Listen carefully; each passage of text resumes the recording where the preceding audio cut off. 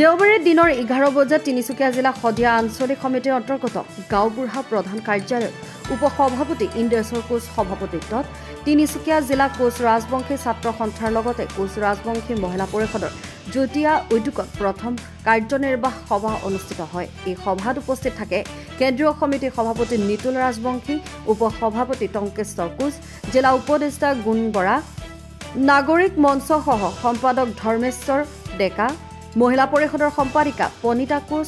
এই সভাত কেইবাটাও প্ৰস্তাৱ গ্ৰহণ কৰা হয়। অহা 29 নৱেম্বৰত তিনিচুকীয়া জিলাত 6 জনগোষ্ঠীৰ যৌথ মঞ্চৰ উদ্যোগত ধৰ্ণা কাৰ্যসূচীত ভাগ ল'বৰ বাবে 100 জন সদস্য যোৱাৰ সিদ্ধান্ত গ্ৰহণ কৰা হয়। তিনিচুকীয়া জিলাৰ 6টাকৈ বিধানসভা সমষ্টিত কোচ ৰাজবংশী জনগোষ্ঠীৰ লোকসকলক লগত সজাগতা সভা অনুষ্ঠিত কৰা হ'ব। আগন্তুক 2026 চনৰ বিধানসভা নিৰ্বাচনত কোচ ৰাজবংশী জনগোষ্ঠীৰ লগতে 6 জনগোষ্ঠীৰ জনজাতিকৰণৰ বাবে প্ৰস্তাৱ গ্ৰহণ কৰা হয়। অন্য ঠাইত প্ৰতিটো সমষ্টিৰ ৰাইজৰ সহযোগত গণতান্ত্ৰিক আন্দোলন কৰাৰ বাবে সিদ্ধান্ত গ্ৰহণ কৰা হয়। তিনিচুকীয়াৰ পৰা মহম্মদ আসিফৰ ৰিপৰ্ট, নিউজ আপডেট।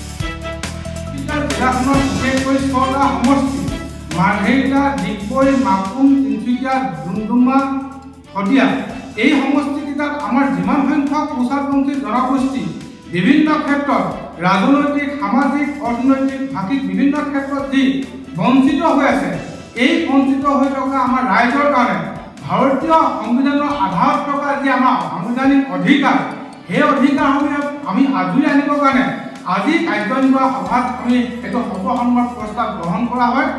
আৰু দ্বিতীয়তে আমি ৰাজ্য চৰকাৰ আৰু কেন্দ্ৰীয় চৰকাৰ এটা আজি কাৰ্যনিৰ্বাহ সভা মাধ্যমেৰে এটা কথা অৱগত কৰিব বিচাৰিছোঁ। কথাটো হ'ল যে আগন্তুক 2026 চনৰ বিধানসভা নিৰ্বাচনৰ আগমুহূৰ্তত যদি ৰাজ্য আৰু কেন্দ্ৰীয় চৰকাৰে কোচ ৰাজবংশীকে কৰি 6 জনগোষ্ঠীক জনজাতিকৰণ প্ৰদান যদি নকৰে, তেতিয়া 6 জনগোষ্ঠীৰ লগতে কোচ ৰাজবংশী ছাত্ৰ সন্থাই শক্তিশালী ভূমিকা পালন কৰিবৰ কাৰণে প্ৰতিশ্ৰুতিবদ্ধ হ'ব। আৰু আমি অসমৰ সন্মানীয় মুখ্যমন্ত্ৰী ডক্টৰ হিমন্ত বিশ্ব শৰ্মাকো এটা কথা আমি বাৰ্তা ক'ব বিচাৰিছোঁ যে যি ধৰণৰ যে অন্য জনগোষ্ঠীক যি বিভিন্ন ক্ষেত্ৰত সা সুবিধা প্ৰদান কৰিছে, অৰ্থনৈতিক, সামাজিক, শৈক্ষিক, কিন্তু আমাৰ কোচ ৰাজবংশী জনগোষ্ঠীসকলক আজিলৈকে আমি একো এটা প্ৰাপ্যৰ অধিকাৰ আমি দেখিবলৈ পোৱা নাই।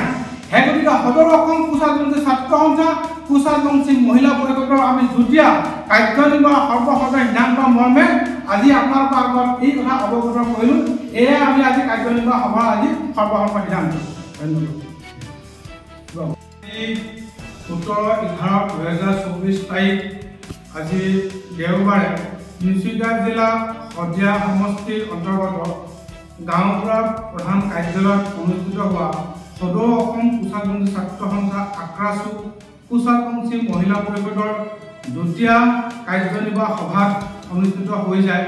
সেই কাৰ্যনিৰ্বাহ সভাৰ বিভিন্ন প্ৰস্তাৱ আপোনালোকৰ আগত আমি প্ৰস্তাৱসমূহ আমি অৱগত কৰিব বিচাৰিছোঁ।